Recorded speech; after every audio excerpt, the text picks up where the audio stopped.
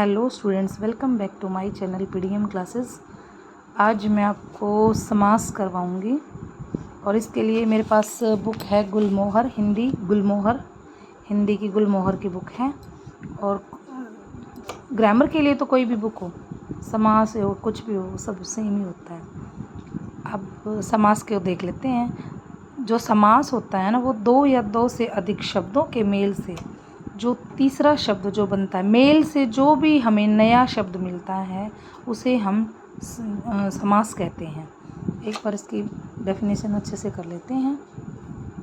समास होता है दो शब्दों का मेल, दो शब्दों के मेल से जो तीसरा नया शब्द बनता है, जो नए शब्द की रचना होती है, उसे हम समास कहते हैं। जैसे कि इससे समझ लेते हैं, धर्म ग्रंथ नया शब्द बन गया, किससे? धर्म और ग्रंथ को मिलाकर हमारा बना है धर्म ग्रंथ। नील कमल, नीला प्लस कमल, यानी कि जो नीला है कमल वो उसको बोलेंगे हम नील कमल। लंबोदर, लंबा उदर, अब लंबा का मतलब बड़ा, उदर पेट। तो अगर इसको हम अलग अलग करें तो हमें नहीं पता चलता, लेकिन इसका मीनिंग अलग अलग आएगा। लंबा उदर, लंबोदर, लंबोदर यानी कि गणेश भगवान। तो नए शब्द का मीनिंग अलग होता है, और जो जिन शब्दों से मिलकर बना है अगर उनको देखें और जो नया शब्द बना है उनको देखें तो उसका अलग मीनिंग होता है। यही समास होता है। 12 जमा मासा, 12 मासा। प्रति जमा दिन, प्रतिदिन, हर रोज। 12 मासा में 12 मासों का समूह। अब ये देख लेते हैं, समास प्रक्रिया में जिन दो शब्दों का मेल होता है उसके अर्थ परस्पर भिन्न होते हैं। यानी कि देखो, जैसे हमने अभी यही बताया था, इसको देखो, लंबा, लंबा मतलब कोई भी चीज़ लंबी हो सकती है।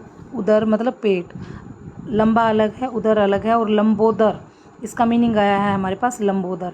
और लंबोदर कौन है? हमारे गणेश भगवान। बिल्कुल ही अलग मीनिंग आता है। जो नया शब्द बन के आता है उसका अलग मीनिंग होता है। इस तरह से समास प्रक्रिया में जिन दो शब्दों का मेल होता है उनके अर्थ परस्पर भिन्न भिन्न होते हैं, यानी कि उनका जो अर्थ होता है ना वो अलग अलग होते हैं। इन दोनों शब्दों से जो नया शब्द बनता है उसे हम समास कहते हैं। इसमें एक ध्यान देने वाली बात ये भी है, समास रचना में भाग लेने वाले पहला शब्द, यानी कि देखो जैसे ये पहला शब्द है, ये है हमारा पूर्व पद, और जो दूसरा शब्द होगा वो हमारा होगा उत्तर पद। ये पूर्व पद और ये हमारा उत्तर पद। पूर्व पद और उत्तर पद मिला के जो हमें मिलता है उसको हम बोलेंगे समस्त पद। यानी कि देखो, धर्म हमारा पूर्व पद है, ग्रंथ हमारा उत्तर पद है, और दोनों को मिलाकर क्या बन गया? हमारा समस्त पद। यानी कि पूरे को एक मिलाने को हम कहेंगे इसको समस्त पद। समास में पूर्व पद और उत्तर पद को समझना भी ज़रूरी है। ये समास विग्रह, विग्रह मतलब तोड़ना। समास का मतलब होता है जोड़ना, और जो जोड़ के हमें मिलता है उसे हम समस्त पद कहते हैं या समास कहते हैं। और जब हम पूर्व पद और उत्तर पद को अलग अलग करते हैं तो उसे हम समास विग्रह कहते हैं।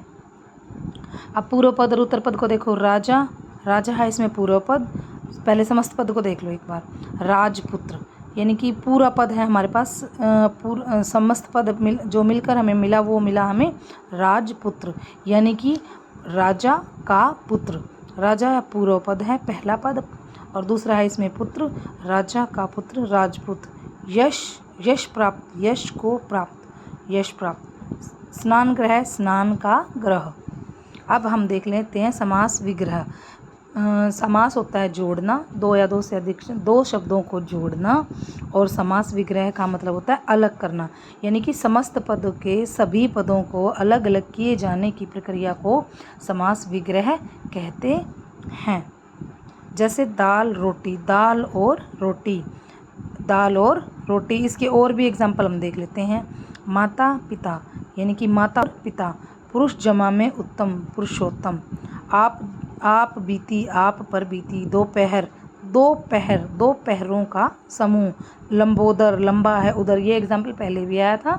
जिसका पेट बड़ा है, लंबा है, कौन है वो? गणेश भगवान। जन्म, जन्म से लेकर।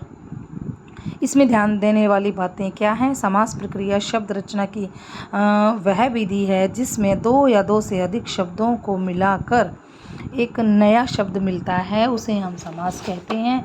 समास प्रक्रिया में भाग लेने वाले दोनों शब्दों के अर्थ परस्पर भिन्न भिन्न होते हैं।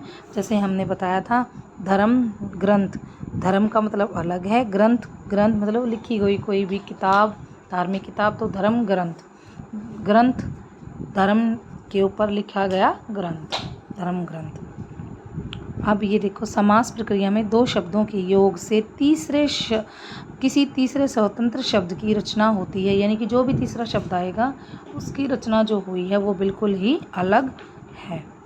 समास प्रक्रिया के द्वारा बनाया हुआ नया शब्द समस्त पद, जो भी हमें तीसरा शब्द मिलता है, यानी कि जो भी इन दोनों को मिलाने से मिलता है उसको हम समस्त पद कहते हैं या फिर नया शब्द कहते हैं। इसमें दो पद होते हैं, पहला पद पूर्व पद होता है, दूसरा पद हमारा उत्तर पद होता है। जब समस्त पद के सभी पदों को अलग अलग किया जाता है तो उस प्रक्रिया को हम समास विग्रह कहते हैं। तो आज हमने समास और समास किसे कहते हैं, समास विग्रह क्या होता है, इसकी इम्पोर्टेंट्स बातें क्या हैं, और पूर्व पद और उत्तर पद क्या होता है, आज हमने ये कर लिया है। और समास के कितने भेद हैं उनकी एक्सप्लेनेशन अब हम नेक्स्ट वीडियो में करेंगे। इसके लिए देखें मेरी नेक्स्ट वीडियो। Thank you.